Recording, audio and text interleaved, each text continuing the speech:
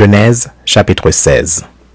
Saraï, femme d'Abraham, ne lui avait point donné d'enfant. Elle avait une servante égyptienne nommée Agar, et Saraï dit à Abraham, « Voici l'Éternel m'a rendu stérile.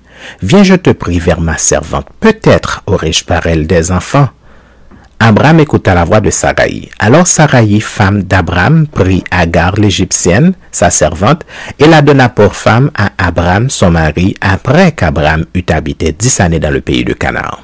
Il alla vers Agar et elle devint enceinte. Quand elle se vit enceinte, elle regarda sa maîtresse avec mépris.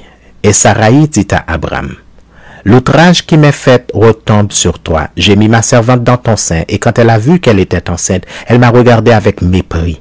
Que l'Éternel soit juge entre moi et toi. » Abraham répondit à Saraï, « Voici ta servante est en ton pouvoir. Agis à son égard comme tu le trouveras bon. » Alors Saraï la maltraita et Agar s'enfuit loin d'elle.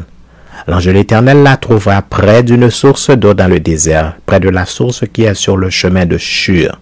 Il dit, « Agar, servante de Saraï, d'où viens-tu et où vas-tu? » Elle répondit, « Je fuis loin de Saraï, ma maîtresse. » L'ange de l'Éternel lui dit, « Retourne vers ta maîtresse et humilie-toi sous sa main. » L'ange de l'Éternel lui dit, « Je multiplierai ta postérité et elle sera si nombreuse qu'on ne pourra la compter. » L'ange de l'Éternel lui dit, « Voici, tu es enceinte et tu enfanteras un fils à qui tu donneras le nom d'Ismaël, car l'Éternel t'a entendu dans ton affliction. Il sera comme un âne sauvage.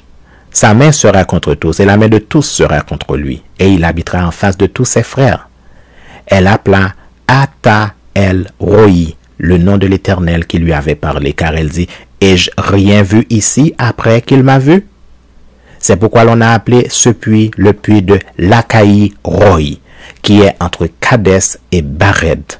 Agar enfanta un fils à Abraham, et Abraham donna le nom d'Ismaël au fils qu'Agar lui enfanta. Abraham était âgé de 86 ans lorsqu'Agar enfanta Ismaël à Abraham.